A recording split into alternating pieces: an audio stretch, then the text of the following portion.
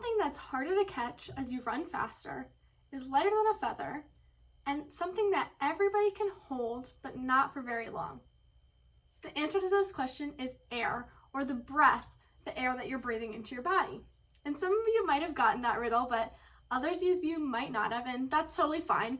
Breathing, and specifically mindful breathing, is going to be the topic of this speech for today. And before we get into more about why I believe mindful breathing is very important for reducing stress and anxiety, I want everyone watching this speech to do a little self-evaluation that I'll guide you through. I'm going to read you 2 different sets of words, and I want you to think about how these words make you feel, maybe how they influence your breathing, things like that. The first set of words is this: test, due date, missing work. Did any of you, when you were hearing those words, tense up a little bit or feel yourself having some anxiety flow through your mind? I know that when I was coming up with these words, they made me stress out a little bit about the work that I have to do, maybe a couple assignments I need to catch up on, and I could feel my breath kind of tensing up and being held in. This is really common for things that stress us out. Now here's a second set of words: weekend, break, A+.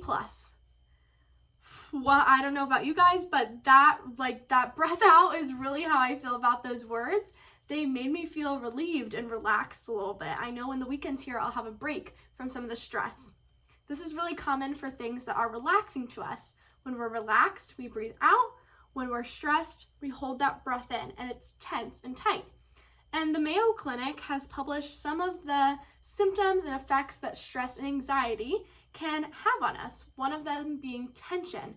Tension in our muscles, tension for creating chest pain. We may feel more tired, have headaches, have more sleep problems.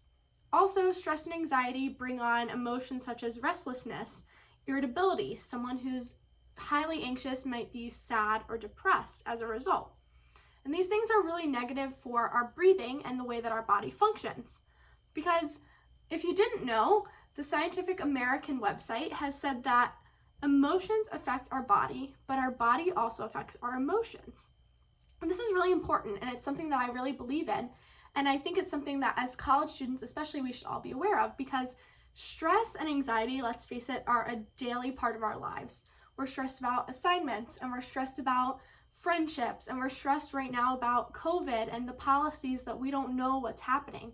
And while these things create these initial emotions of stress, and then those stressful emotions translate into tension and fatigue and sleep problems and restlessness, we also have to acknowledge that if we find a way to control our body, it can significantly increase our positive emotions and relieve that stress and anxiety. And the easiest way to do this, which research has shown, is by tapping into our breath. That thing that I showed you at the beginning, that little riddle, the answer was breath, and it's something that we do from the moment that we're born until the time that we die. It's one of the most consistent things in all of our lives. So it's something really cool that we can tap into. And I want to show you some of the research that supports why mindful breathing and focusing on our breath can be so helpful in decreasing effects of stress and anxiety and teaching our body to respond to stress and anxiety in a more positive way.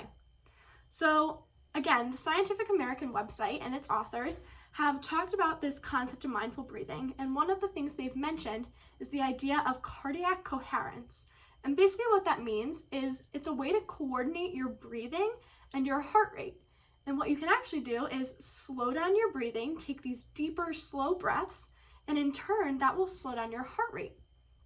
So one way you can do this is with the 10-second breath. I'll demonstrate it super quickly for you. You can follow along by placing one hand on your chest and one on your stomach. And you want to make sure that you're not breathing up through your chest, but really you're breathing out through your stomach. And you're going to breathe for 10 seconds, but your inhalation when your stomach expands will be for 4 seconds, and your exhalation will be for 6 seconds. Okay?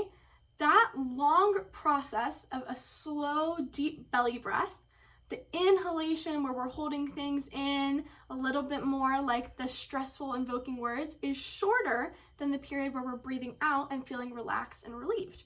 And these deep, slow breaths actually do this really cool thing, which is activating our vagus nerve, which is part of a parasympathetic nervous system that we all have. And you don't need to know what these words mean, but know that your parasympathetic nervous system deals with your fight and flight response.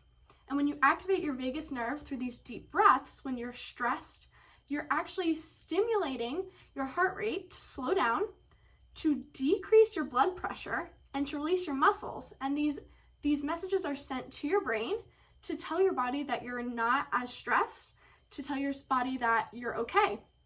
So that's one physical way that research has shown that we can intervene with our emotions and control our body to increase the positive emotions instead of the stressful ones.